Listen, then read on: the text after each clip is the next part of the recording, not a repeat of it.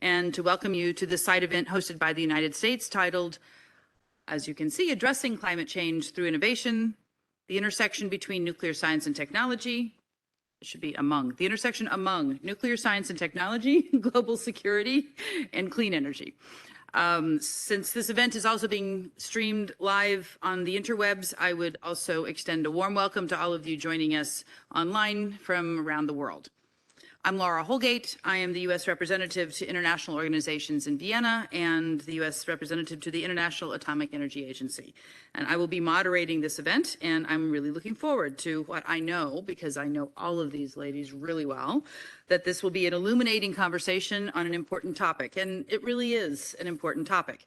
I really want to emphasize the word intersection that's in here in the title. Far too often, we think of these concepts as being in tension with each other. We hear people say that nuclear safety, security, safeguards, and proliferation resistance are barriers to the deployment of new technology. I don't believe this is true. And I think we will hear likewise from our panel in a few minutes. I think these ideas work together. There is a genuine intersection between proliferation resistance and new nuclear technologies, and they are not mutually exclusive. We have opportunities ahead of us to put nuclear science and technology to work towards meeting our shared goals, including nonproliferation. And what better place for this conversation than here at the IAEA, the Atoms for Peace organization. This agency was founded on the ideal that countries could work together on innovative nuclear science and technology to address the world's toughest challenges together. And we are now facing an energy crisis. We are also facing a climate crisis. And governments around the world are taking a fresh look at nuclear power as a reliable, low-carbon energy supply that can go a long way towards meeting energy demands and emission reduction targets simultaneously. Advanced nuclear technologies are going to be game changers. Small modular reactors hold the potential to be lower cost, easier to construct, and faster to deploy than traditional large-scale power plants, and can play a major role in helping us transition to a renewable energy economy. The United States is ready to lead the way, and our panelists can talk about some of the things the U.S. is doing in this area. But before we begin, I would like to take a moment to introduce these distinguished panelists. Jill Ruby is the Undersecretary for Nuclear Security at the U.S. Department of Energy and Administrator of the National Nuclear Security Administration. Jill has bachelor's degrees from Purdue University and a master's degree from the University of California at Berkeley, both in mechanical engineering. And she has more than 30 years of experience working in science and engineering. She was the director of Sandia National Laboratory from 2015 to 2017, has worked at the Nuclear Threat Initiative, has served on a variety of technical advisory committees and nonprofit organization boards, and is a spokesperson for women in engineering and a mentor to emerging leaders. Corey Hinderstein is the Deputy Administrator for Defense Nuclear Nonproliferation at the United States Department of Energy. Prior to her current role, Corey was the Vice President for International Fuel Cycle Strategies at the Nuclear Threat Initiative. She was the Deputy Director of the Institute for Science and International Security, a past President and Fellow of the Institute of Nuclear Material Management, and served on the Board of Directors for the World Institute of Nuclear Security. Dr. Catherine Huff is the Assistant Secretary for Nuclear Energy at the U.S. Department of Energy. Catherine has a bachelor's degree in physics from the University of Chicago and a PhD in nuclear engineering from the University of Wisconsin-Madison, where her research focused on advanced nuclear reactors and fuel cycles. She was previously an assistant professor at the University of Illinois at Urbana-Champaign, where she led the Advanced Reactors and Fuel Cycle Research Group, and an assistant professor at the National Center for Supercomputing Applications, easy for me to say. She is an active member of the American Nuclear Society and an advocate for open scientific computing. And Carol Berrigan is currently the Executive Director of Federal Programs and Supplier Relations at the Nuclear Energy Institute, where she has worked on nuclear fuel supply, supply chain, and human capital development. She has supported several U.S. government programs related to climate change, renewable energy, energy efficiency, and trade issues. She is a member of the Texas A&M Nuclear Engineering Advisory Council and has served on the board of directors of Women in Nuclear Global. And I am honored, really, to be here alongside not only distinguished guests, but really dear friends, and just delighted that it's all women up here in front of this room. So we are going to do Mentimeter. This is fun. I first learned about it probably in this boardroom, or at least in one of the boardrooms here at the IAEA. So some of you have perhaps experienced this. While we're being streamed online, this interactive element will add to our program today, and I'm going to give the floor to Matt Dingerdissen from DOE NNSA to introduce the Mentimeter platform. Matt? Thanks, Ambassador Holgate. Appreciate it. Thanks, everybody, for having us here and joining us. So as the Ambassador mentioned, we're using Mentimeter, which I know many of you are familiar with, but we wanted to just quickly introduce the technology so you can all participate in the anonymous polling function of the discussion, both those of you here in the room and then also joining on the WebEx as well. So you can use any mobile device and navigate to menti.com. And I want to stress this is anonymous polling, and your results will not, or your answers will not be tied to you in any way.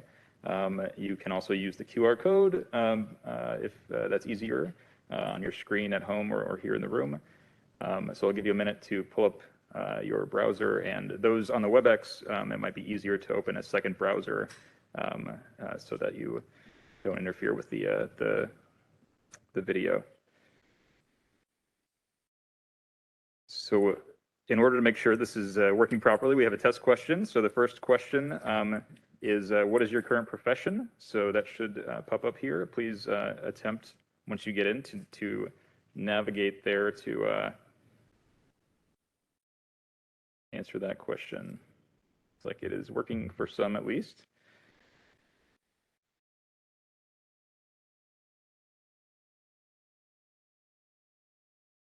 Not surprisingly, foreign affairs, national security, international organizations well represented. Okay, excellent. And now we'll move to the first substantive question for the discussion here. So what are the three most important factors to consider in meeting the growing demand for nuclear energy to address the climate crisis? And you can choose three of these answers.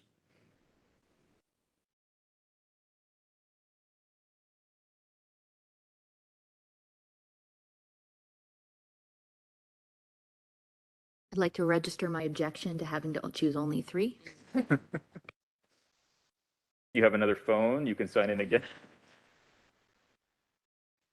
And I'll just notice it took me a little while to find the submit button at the bottom of the list when the lists are long, so be sure you scroll to the bottom and touch submit.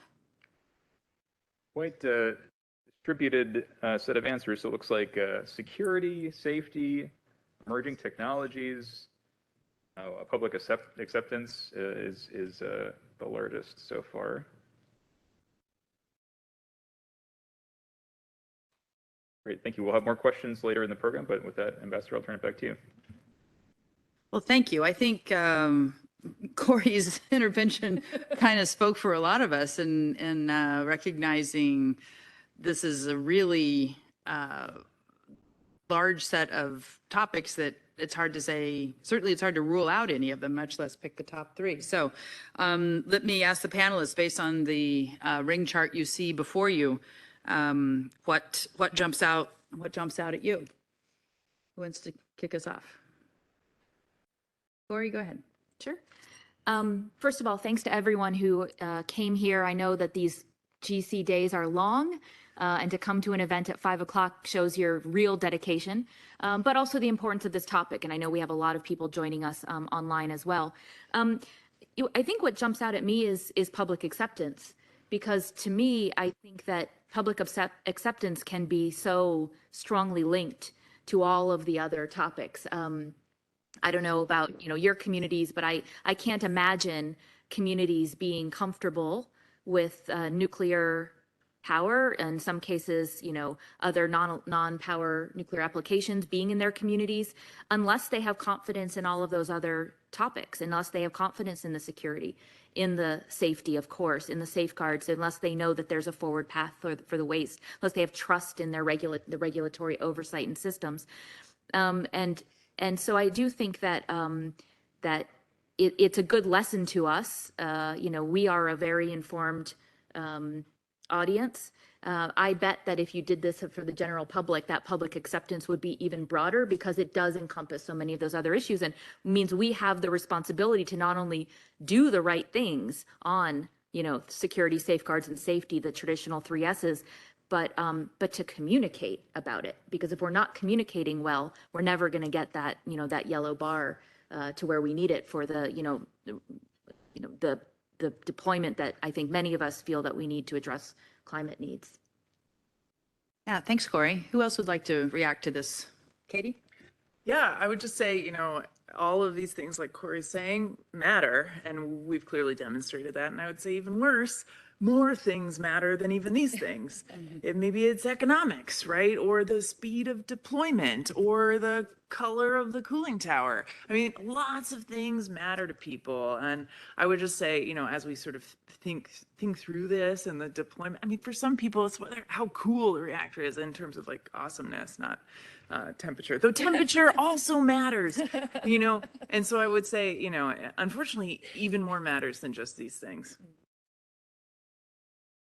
Yes, it's quite interesting, actually, that emerging text is so high to me, right? Because if you had done this poll, I don't know, 5 years ago, I'm not sure that it would be a link so high. I mean, it's interesting that it's another one of these things, like to get it could be the same, same could be said about public acceptance, that the sort of thing is that you can't get these. Apparently, there's a fair number of people who believe you can't get the rest of this stuff without a new technology or without emerging technology.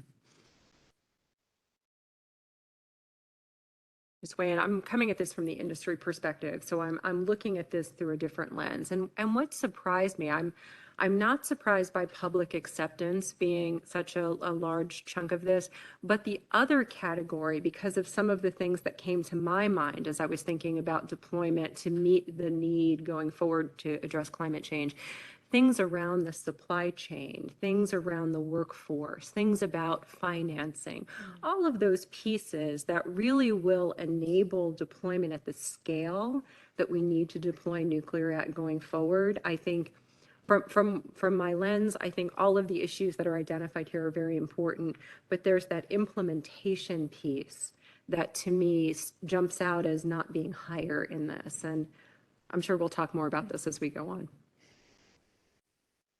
Yeah, that's for sure. And, to me, it's the interdependencies of these things that are also really connected. And when you add in some of the things that you mentioned and some of the things that Carol mentioned, those interdependencies become even more complex and interesting. For Corey and Katie, a directed question for you. Nuclear energy plays an important role in addressing climate change and reducing carbon emissions. But establishing and maintaining a strong safety and security culture is critical to fostering public confidence in this valuable technology, as Corey just mentioned. As more countries begin to look at nuclear power as part of the solution to climate change, how can we best prepare to address that the nonproliferation, safety, and security concerns are addressed? Y'all can flip a coin. Sure. So I'll say, just a note on safety. I think as we look out at the vast fleet of advanced reactor options, even if you're thinking of them as the, everything kind of AP1000 and EPRs and beyond, where you have this kind of Gen 3 plus and Gen 4,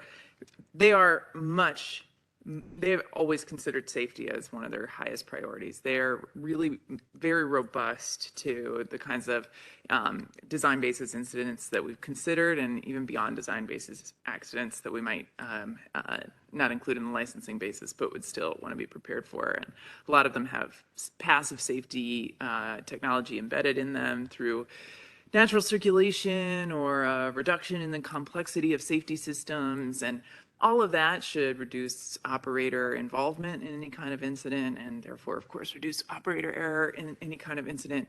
And I think that emphasis on safety really gets to the culture piece that the ambassador mentioned. The culture of safety in nuclear is incredibly high. I know no safer industry. It's just deeply, deeply embedded in our culture. And so I think that's great in terms of safety. But on the topic of safeguards and security, I think right now, we're really lucky to be in a time when, for the last, couple of decades, this notion of safeguards and security by design has been in the water, in the air, it's in discussions. And so reactor vendors that are paying close attention have been paying some attention to this. And as they evolve their designs, they're incorporating more and more of these capabilities. DOE does have some specific capabilities that we've sort of helped companies with. We have some partnerships and programs, many of which are with NNSA in partnership, where we attempt to sort of bring lessons learned or specific technologies for security and safeguards for these companies as they envision their deployments, both in our country and elsewhere. I think there's a lot to do, and we do have a lot of very specific programs that we can talk about. But a really good kind of program that maybe I would say you all should be aware of is just our interactions through IAEA with emerging and embarking countries who prepare their own frameworks for this, which NNSA does a lot of, and our reactor companies benefit from. So, there's things like that. And as we fund advanced reactor vendors, we tend to work with them directly, whether it's TerraPower or X Energy or others. We try to help them incorporate these technologies. Yeah, I just want to highlight, Laura, your words, throw your words right back at you from the introduction, which is the interactions, intersections, and in some cases overlap. I mean, responsibility culture, right, is what touches on all of these words: safety, security, safeguards, and I think one of the things that we're really learning is you can't isolate, you can't separate these issues. You can have the most innovative, creative, and effective and efficient and economical, use all these powerful words, design, but if you can't do it in a way that is not just safe, which, as Katie said, is we have a great culture of building safety in, and even more, passive and inherent safety. But if it's not secure, if you can't safeguard it, it's a non-starter, right? And so, from the economics fail if you actually don't take into account safety and security and non-proliferation, and that I think is really important because from the non-proliferation world, we've been a community of no for a long time, and some of those no's are well founded, and some of those no's are based on real risks and threats. But if we believe, which I do, that the climate crisis is a real crisis, the energy crisis has emerged as not just a real crisis, but an imminent one, then we have to not be a culture of no, we have to be a culture of how. And it doesn't mean that we reduce or we lessen or we lighten or we deprioritize the really fundamental issues that we in our community protect related to security and safeguards. It means we help the community get there and we come up together. And so I do think that the way to do that, in addition, is not just to say thou shalt, but to say, not just how, but how do we, right? So how can we work together to get to where we need to go? How can we help you? We don't just want to say do it or you're out. It's how do we help you get there? And not just one unidirectional way. How do we learn from each other? I mean, there are a lot of these advanced reactor designs that we don't have a security or safeguards approach to because we don't know enough about them. We need to be talking to each other and talking to each other early. And I think that the great thing that I see in this community, and it's evidenced by this group of people on the stage, is that I think we can work towards that common purpose. I have a new bumper sticker: from no to how. Know how. How about that? The No How Project. Yes. But yeah, I mean, this is something I always think is where we end up on, or where we should be finding ourselves on complex projects, is not no or yes, but under what circumstances, which is another way of saying the how question is yes if, yes when, yes as, and that is to be just even to start with a yeah, we can do that, and here's the way. I think is a powerful change of mentality from the a community that has been cast as the naysayers all too often, and not always fairly. I've got a question here on programs. I know Katie mentioned a couple. Corey, did you want to say anything more programmatically about what NNSA is doing to get to that? How? We have a couple of programs I can name. I mean, one is the International Security for Advanced Reactors, the INSTAR program, the kind of sister or parallel program, Advanced Reactor International Safeguards Engagement, the ARISE program.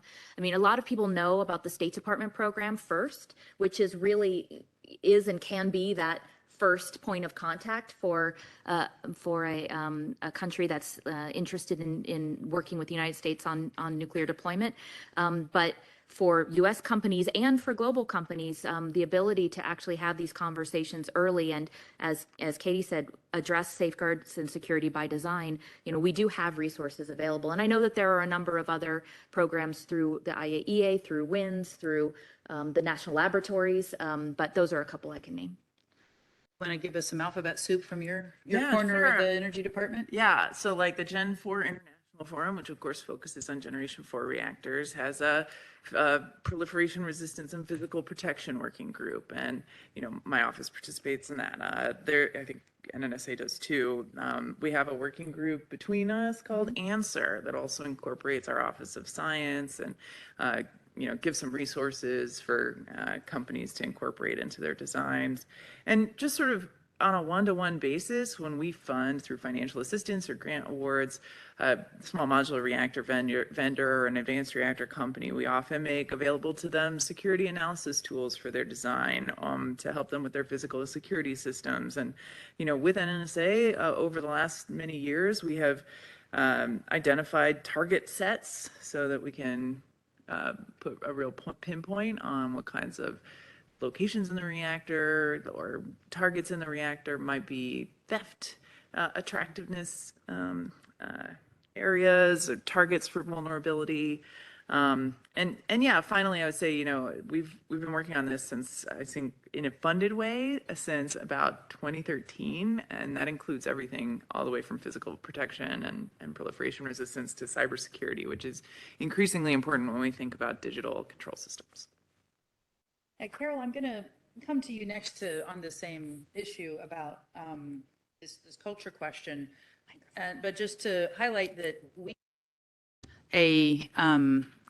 in the U.S., because of the disaggregated nature of our government and our industry, all of these good things are voluntary for the industry to participate in. They have to be attractive. We can't be directive. There's a lot of other things we can't and don't do because of that separation. I also think that independence of our private sector is the origin of the enormous amount of innovation and progress that we have seen on these issues. And so I'd be interested in your take from that private sector perspective on how can industry, how might industry see these things that have been, you know, pegged with this culture of no, or this concept of burden, to be understood as incorporating and actually, you know, leading the industry to places it needs to be. That's a lot in that question. So let me start with just an initial perspective, which is really our engagement as industry is in partnership with government on these issues. If I look at nuclear safety, we have a very strong regulator. And a very transparent regulator is another piece of this. There's a huge amount of transparency.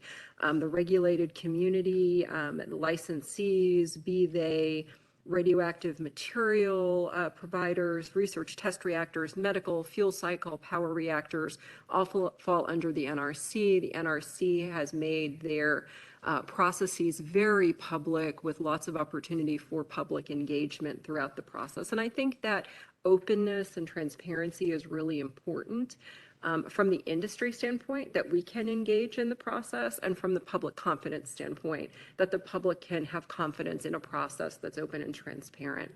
And I think as I look into these other processes, the Department of Energy has done a good job reaching out to industry. There's always opportunities to continue that outreach, but also started early. I can recall conversations with folks at the Department of Energy around things like security by design and safeguards by design, and reaching out to industry to share information about these programs for early engagement as reactor vendors were moving their concepts from something that was very much conceptual to something that would eventually be deployed. And so I think those sorts of behaviors are really important.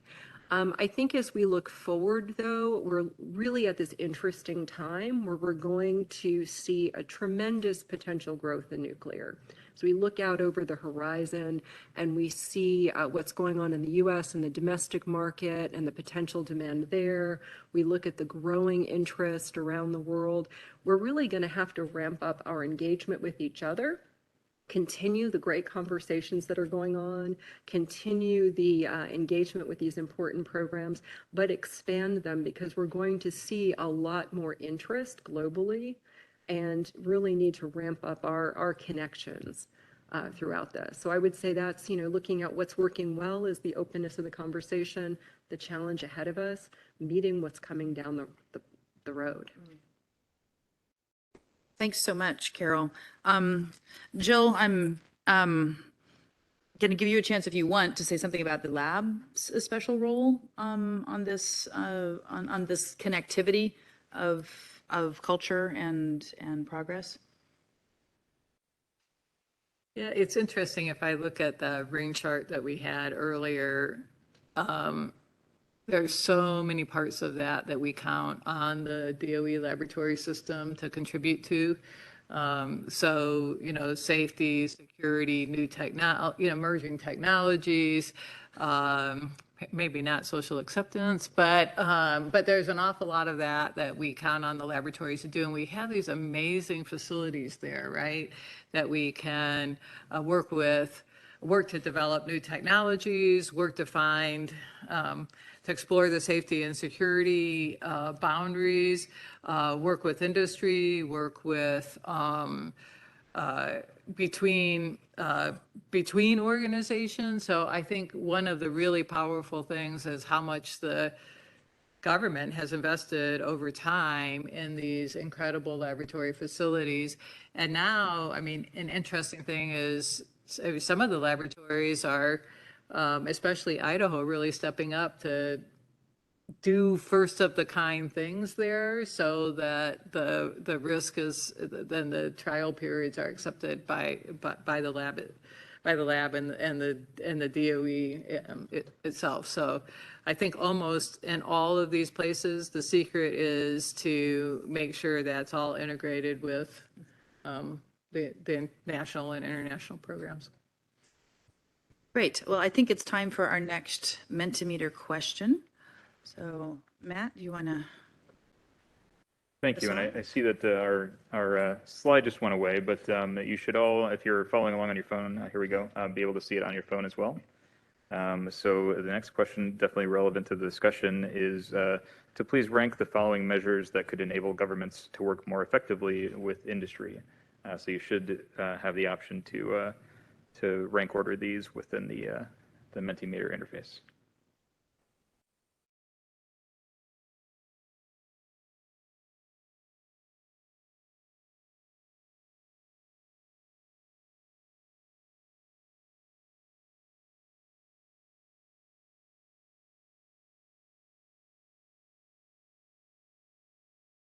So starting to come in.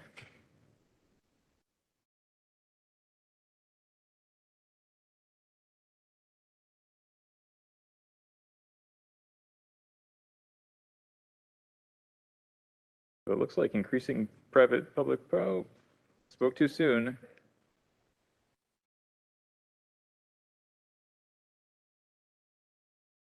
So leveling out here a little bit, increasing private-public partnerships, regain the lead, implementing government industry to community outreach. But I think, we can see quite a lot of parity, really, especially among the kind of the middle four answers there. So Ambassador Holgate, I'll turn it back over to you. Okay. Well, I will start with Jill on this one and give you a chance to have the first crack at this characterization of our thinking. Does that resonate with you?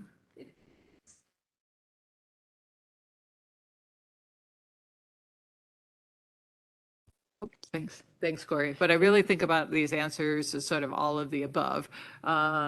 This is what we, I mean, listen, I had a hard time choosing, and I bet a lot of others did, exactly what was the first and second, or first, second, and third, because you have to do them all, right? And so this is this is the big challenge, I think, in the United States, is that we have a government and we have a private industry. We don't have a government-owned industry. And so we have to work harder and more creatively. And we'll, in my opinion, we'll get a really great solution when we do that. But what I see is the need to consider doing at least 3 things, arguably 5. So. Yeah, well, that has been a problem. And in some ways, it's been a problem because government resources are scarce. You do have to pick things that you will do more of or less of or not at all of. And I think, Katie, that's been a particular challenge for you when we see numbers like there are, 50, however many U.S. advanced reactor developers in the United States. Not all of them will be built. Not all of them should be built. That's just one example of the picking and choosing that makes it really hard. How do you look at this list? Well, I think it's really interesting, and as was already noted, it's sort of almost a wash across all these things. It's because they're all important, and I think, it is interesting to see how we've landed with public-private partnerships being up at the top. I would say I have to agree. I think that those do give us a little bit of teeth when we make those selections. We are helping to down select, and when we make those selections, we finally have some kind of lever to pull. We have a little bit of a way to say, hey, we're going to give you money, and these are the things that we would really especially like you to do, and frankly, if you don't do them, we won't continue to give you money. And I think that's critically important because industry, we must recall, is driven by capital. Academics are driven by creativity and thought and no time clock to punch in, and government folks are driven by an inspiration for public service, and folks at the labs are typically driven by all kinds of things, maybe like access to sweet infrastructure. But companies are driven by dollars and by requirements, and they'll do what it takes to continue getting those dollars and to work with the governments that will continue to give them. And I think that gives us teeth, these public-private partnerships. Yeah, part of me wonders if public-private partnerships as a phrase isn't a little bit like advanced reactors, which is they're so since we don't have one we can touch yet, that we can all pour our hopes and dreams for success in this area into that thing, and then hopefully it lives up to it. But we haven't had anything that we've said, well, okay, well, that doesn't work. So I'm really intrigued by how often this week in the conversations with industry folks, I've heard, yeah, PPPs are the way to go. It's like, well, okay. Now I'm back to Corey. Yes. And how? So Corey, what would you take away from this rack and stack? Yeah, it's interesting because, I also like the idea of public-private partnerships because all the leverage that Katie talked about, I want to use that leverage for my issues too, right? I mean, if you have some skin in the game, you have the ability to, to not just offer, but actually in some cases insist, going back again a little bit on the earlier thing we said, we can't obligate companies to engage in some of these programs, but through some of these partnerships, we might be able to obligate more. Now, I'm not sure that's a good approach in the long run for nonproliferation and security because you don't want grudging partners, you want active and engaged partners, but that's a process, right? One thing that I found interesting, and it was my own answer, I put government academic connection low. I'm going to get out of elbow range of Katie. But even after I hit send, I started rethinking that because when we talk about things like workforce, and also when we talk about, we keep using some of these phrases like bring people up the learning curve. So, in this government and academic engagement, I'd love to have some of that also be on our issues. And we've seen there's some really amazing and innovative academic programs. I don't want to play favorites, but there are a few of them out there in the US in particular that merge the nuclear engineering and the policy schools, for example, and say, if you're going to be a nuclear engineer in this space, you need to understand the global environment into which you are, applying your technical skill. And vice versa, if you want to be a policy person that focuses on national security issues, you should understand what those technical and other innovations are that are going to challenge the status quo and challenge the systems as we've built them. So if I were to do this again, I think I might have ranked that higher even on my own. Carol, what does public-private partnerships mean to you? Did you put that up at the top? How do you feel about this list? So I did rank it up at the top. And I guess, the resourcing conversation that you're having, government has limited resources. Well, guess what? The private sector also is resource limited. We have investors and boards of directors, and there's not a checkbook with with an unlimited balance in it. And so companies have to make decisions. And I think what's really interesting in terms of the concept of public-private partnership is perhaps it does bring additional resources to work on these very important issues in a way that is a little bit more easy to achieve given the system that we have. So I did rank that very highly in this whole thing. Just the recognition that we're all working towards the good. It's a matter of making sure all the resources are there on both sides of the equation to get there. But I did rank the partnership with academics second. And in my lens, I think that that's really important. Because not only is it workforce development absolutely critical, that we have the right people coming into the industry, that we have the right R&D being done, really kind of free thinking R&D to come up with better solutions.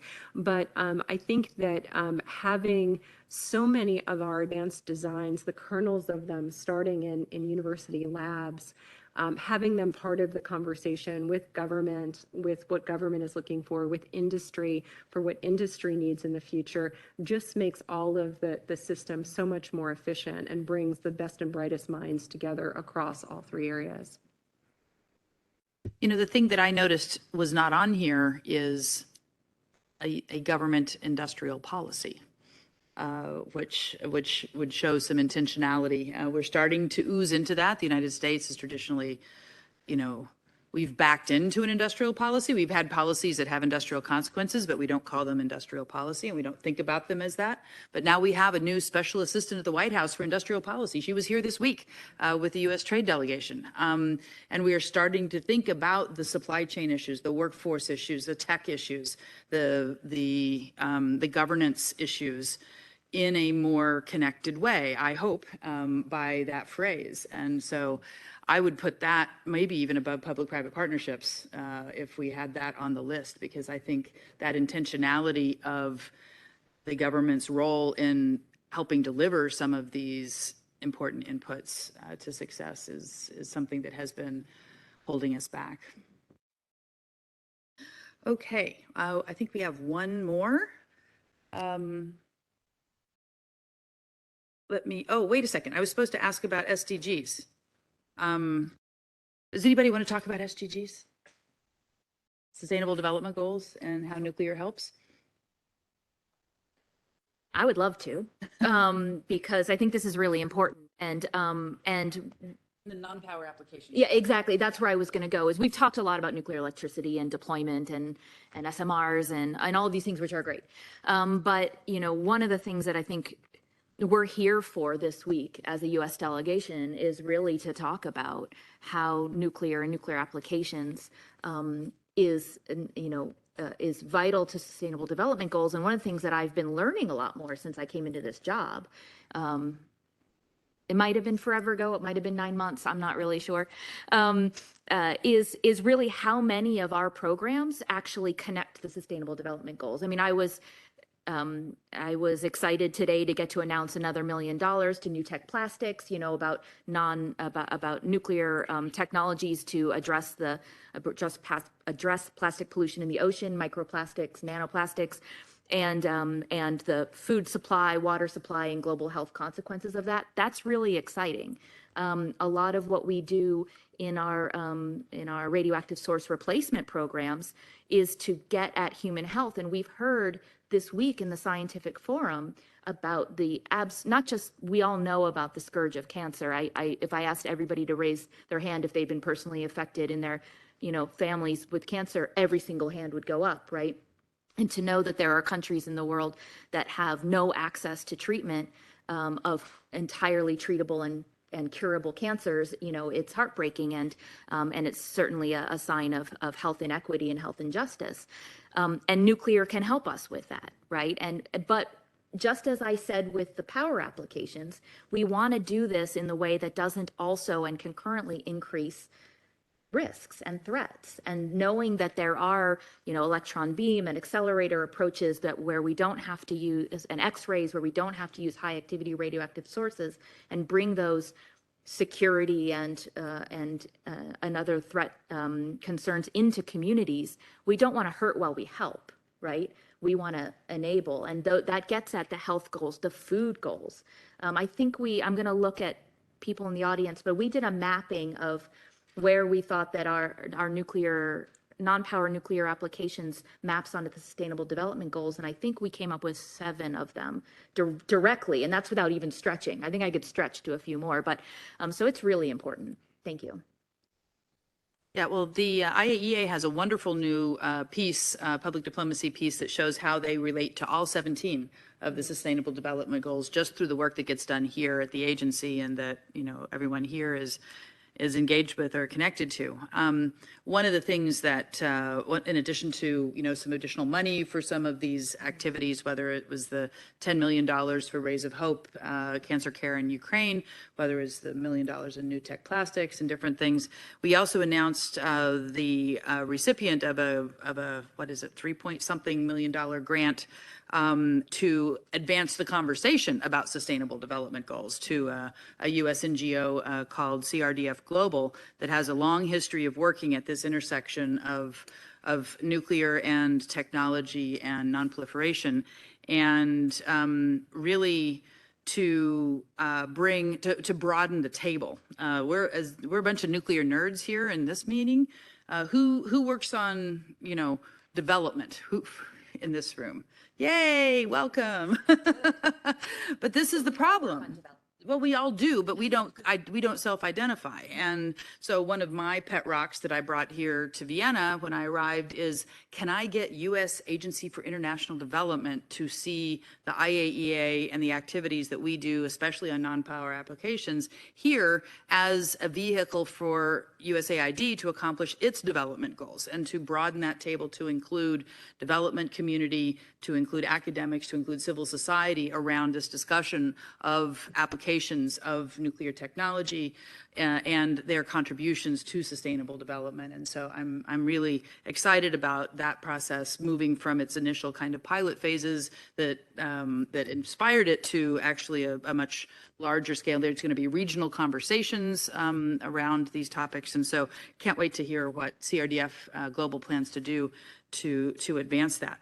One of the other things for the development geeks in the room is some good work that the agency has done on figuring out how to have contributions to these activities at the agency count towards overseas development assistance, ODA. And there's this phrase I'm learning, audible, that countries who are, being held accountable to certain levels of international assistance, that the work here can count towards that, which I think helps open more coffers, helps broaden the table. So I'm very excited about those activities as well. Any other thoughts on SDGs?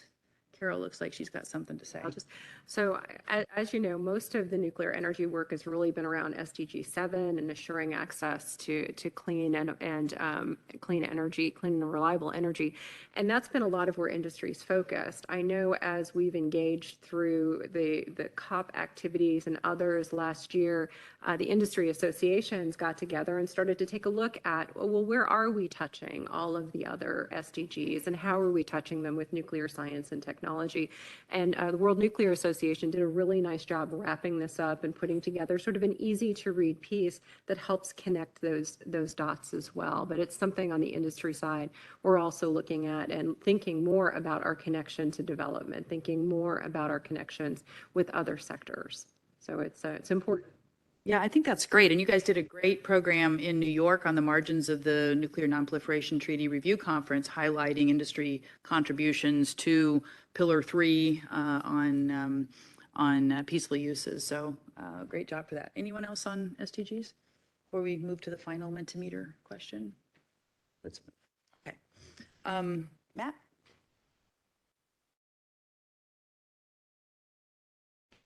Thank you. And if we could get our slides up. Thank you so much. So the last question, and before I get to the last question, something maybe even more important, I wanted to mention after the discussion is ended, in a few moments, there are refreshments down the hall this way. So just wanted to make sure we shared that. I've forgotten 3 times now, but remember this time. Yeah. I can't believe I forgot one of the most important things. So the last question, and please try, if you can, to follow the prompt and write one word that describes the role of nonproliferation and nuclear security in supporting access to nuclear energy and technology.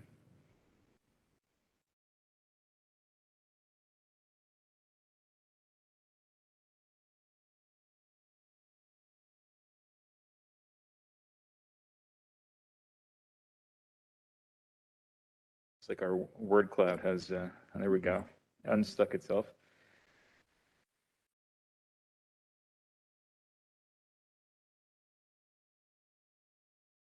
Luckily, this one interprets itself, Ambassador Holgate, so I will leave it to you.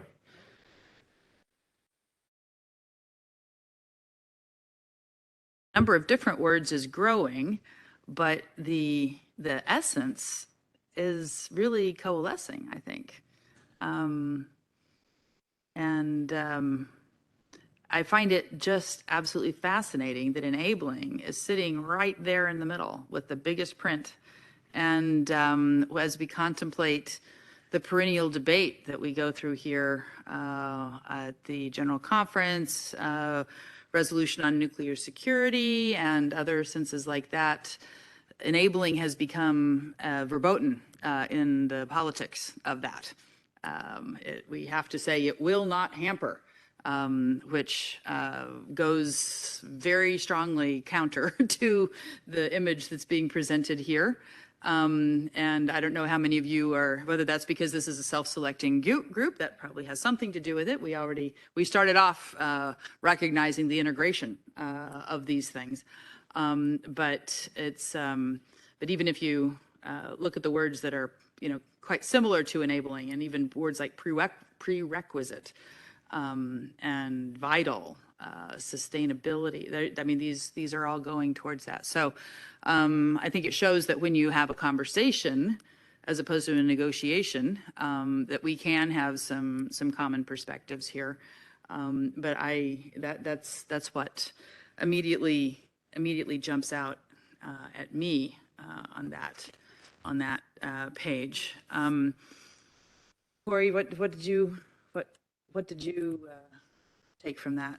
Yeah, I mean, obviously there's a lot to hold on to here, and a lot that's reassuring about where nonproliferation and nuclear security sit in this, world of expanded nuclear energy and technology.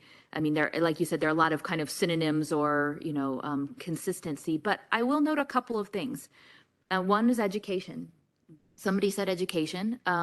That's interesting because I don't know whether that's an instruction to us or an acknowledgement, but I'll take it both ways, right? We do need to do better. We do need to engage more. The other word that I see is overrated. And that's okay. I mean, I think it's interesting. And I actually, when the first words were coming up, I was wondering if we were going to see any skepticism. I do think we are a slightly self-selected audience, but that is still out there. And that links to education, right? If it's overrated, then in somebody's mind, that's not somebody who's dismissing, that's somebody who is actually analyzing and coming to that conclusion. And we need to take that seriously. That is a way for me to also transition to the one thing that I haven't been able to say so far. I don't know if we're going to do a concluding comment, but maybe I'll do mine now, which is we've been really, in the US, we'd say we've been really kumbaya, right? We've been really, consistent and reinforcing of each other. And that's great. And that, I think that shows the path that we can walk and that the path we should walk. There are still some challenges ahead. There are still some, whether it's safety or security or frankly, just kind of fundamental assessments or beliefs about some of at least the discussed or proposed fuel cycles or materials types or material forms or, reactor types or the regulatory, concepts around some of these reactors. We still have some hard questions to grapple with. And so I don't want to give anybody the sense that that all the problems have been solved and we just now we just go forward. But what I do want to reinforce is that I think there is an appetite to solve the problems, to reconcile some of these things that have been historically in conflict. And we have a responsibility to do that.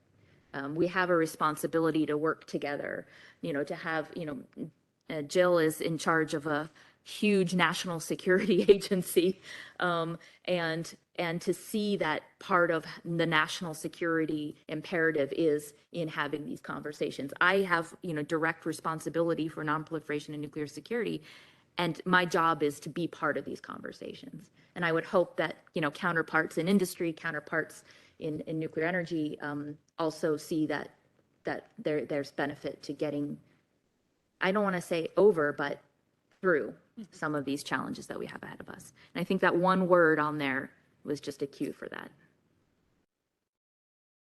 Your eyes are better than mine, Corey. Oh, it is much easier to see it there. Okay. Carol, did you have a final thought, connected or not, to this word cloud? Oh, I have so many thoughts.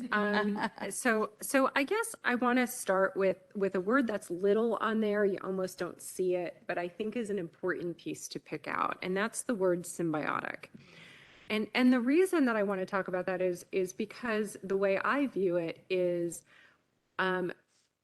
access to nuclear energy and its benefits and technology and its benefits is a symbiotic relationship with nuclear safety and security. They come together in a set. They don't come separately.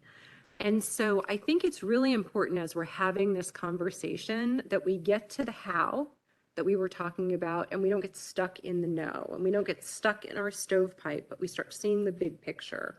If we're as serious about the threat of climate change, if we're as serious about the energy security threat that's out there as we say we are, we have to work really hard and work really hard right now to ensure that these are symbiotic factors and not isolated, well, we're looking through this lens and this lens. And that's the first sort of thought I want to bring into.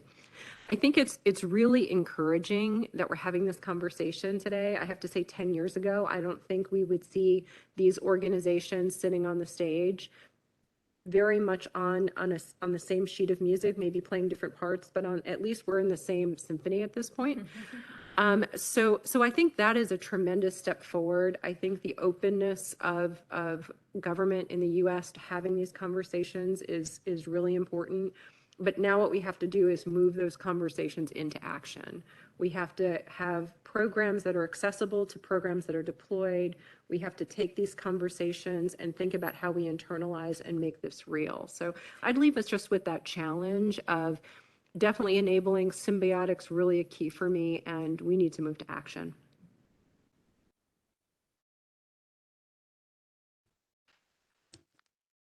Again, I'm kind of the same way. I have a lot to say. I'll be brief.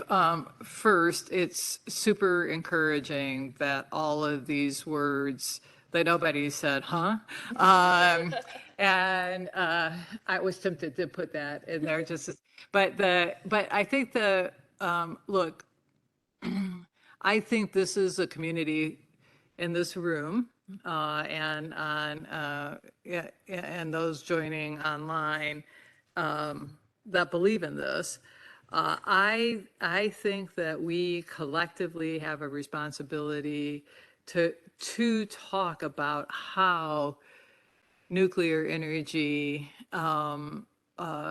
does so much for climate change. Look, if you've seen windmills or you've seen solar farms, it's just like obvious, right? That's a clean. I mean, we hear about birds and stuff, but generally people just like feel good about that. They see it and they feel good. When you see a great big giant cooling tower, no matter what color it is, and you hear about the potential for nuclear catastrophe from nuclear power plants on a regular daily right now, right?